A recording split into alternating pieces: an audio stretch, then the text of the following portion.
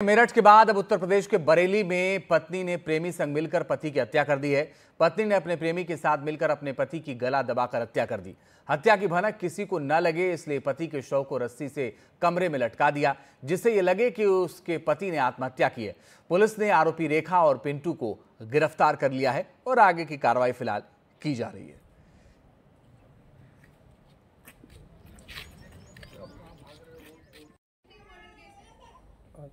इसमें मृतक के भाई अशोक की तहरीर पर मृतक की पत्नी तथा उसके एक प्रेमी पिंटू को नामजद करते हुए अभियोग दर्ज किया गया है हत्या का। मुकदमा प्रासन का 153/25 अंतर्गत धारा 103(1) 3(5) BNS दर्ज किया गया है।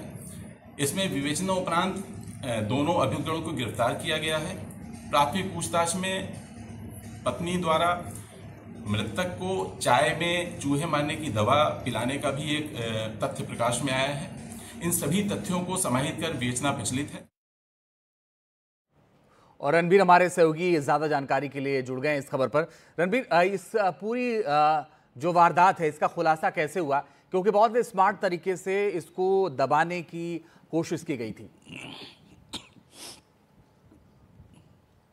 देखिए, आरोप ये लगा कि जो महिला है 16 साल पहले उसकी शादी हुई थी, 4 बच्चे हैं, लेकिन पिंटू नाम के एक शख्स से उसका अफेयर हो गया। अब अफेयर चल रहा था, दोनों साथ रहना चाहते थे और इस चक्कर में आड़े आ रहा था पति।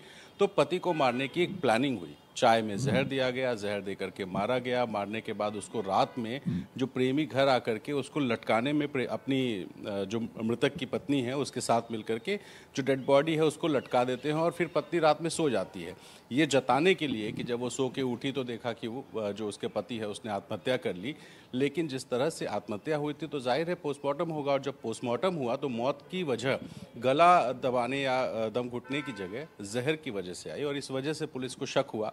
सबसे पहले चूंकि कमरे में पत्नी थी तो उनसे पूछताछ हुई। जब कड़ाई हुई थोड़ी सी तो पता चला कि अपराध पत्नी ने किया था। ठीक मेरठ के मुस्कान कांड के कह लें या रविता कांड कह लें, मेरठ में 2 अलग अलग घटनाएं हुई हैं। तो वहाँ पर जब रेखा नाम की जो शख्स है उससे पूछताछ हुई तो उसने बताया पिंटू नाम के अपने प्रेमी के साथ उसने ऐसा किया है। तो जाहिर है कि ये बार बार एक के बाद एक, चाहे वो मुस्कान का मामला हो या रविता का या फिर अब रेखा का, ये जो अलग अलग मामले हैं ये बता रहे हैं कि शादियों में दिक्कतें हैं तो लोग शादियाँ तोड़ने की जगह पे अपराध के रास्ता अपना रहे हैं, प्लानिंग कर रहे हैं। और ये काफ़ी हैरान कर रहा है, चाहे वो मेरठ का मामला हो या फिर ये जो ताज़ा मामला आया है बरेली का।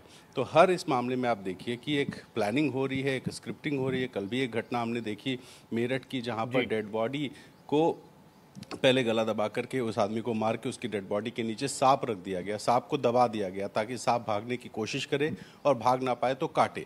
और जब सांप ने काट लिया तो हल्ला हुआ कि सांप काटने से मौत हो गई। तो इस तरह की घटनाएं हैं, जाहिर है सवाल ज़रूर उठा रही हैं और इस पर लगाम लगना चाहिए, पर कैसे लगेगा यही बड़ा सवाल है। रणबीर बने रहिए, हम लौटेंगे आपके पास एक और अहम खबर पर आपसे बात करेंगे, लेकिन बड़ा सवाल है कि ऐसी घटनाओं पर लगाम कैसे लगेगी।